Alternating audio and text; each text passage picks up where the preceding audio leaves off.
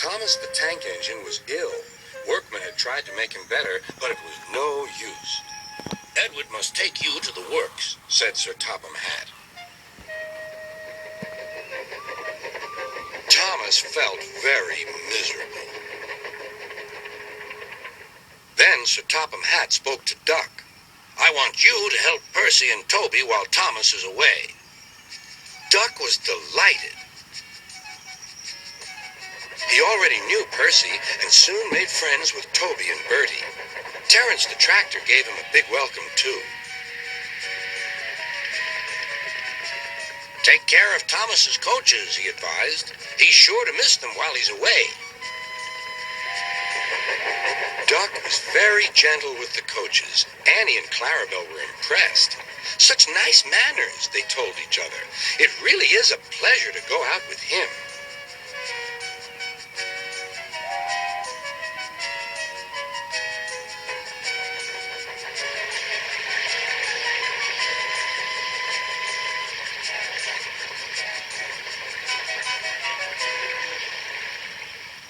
When Thomas came back, Annie and Clarabelle told him how well Duck had managed.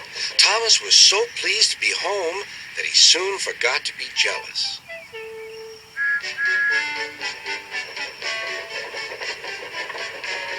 The works had left Thomas's handbrake very stiff. It made his brakes seem as if they were on, when in fact they were not.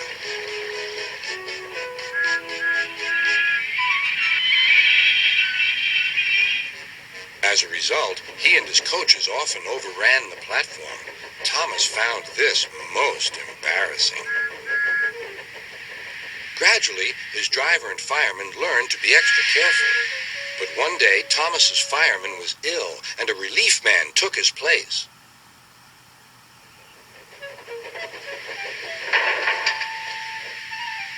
The fireman had fastened the coupling and joined the driver and station master on the platform to wait for Henry's passengers. The fireman had forgotten all about Thomas's handbrake. Thomas simmered happily. Not long now, he thought, as he saw Henry slowly approaching. But Thomas's brakes were not on. And suddenly, he felt his wheels begin to move. He tried to stop, but he couldn't, without his driver and fireman. He tried to whistle a warning, but he couldn't do that either. The conductor, driver, fireman, and passengers were all stranded on the platform. "Stop! Stop!" shrieked Annie and Clarabelle, but Thomas, with plenty of steam, kept on going. The alarm went down the line. "Stop the Runaway!" There, ready for action, was Harold the helicopter. The inspector had made a plan, and together they took off into the sky.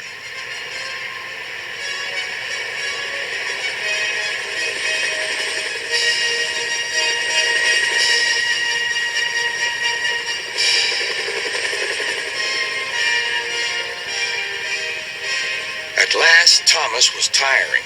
"I need to stop! I need to stop!" he panted wearily. As they neared the next station, Thomas saw Harold land.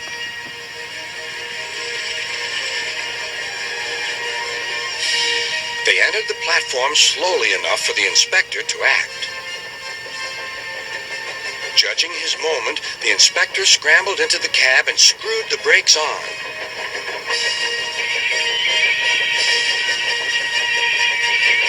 At last, Thomas stopped. Both he and the inspector were very relieved. Then they thanked Harold. "Think nothing of it. Glad to be of service. Any time." "Thomas," remarked the inspector, "we must never let this happen again." Wearily, Thomas agreed with him.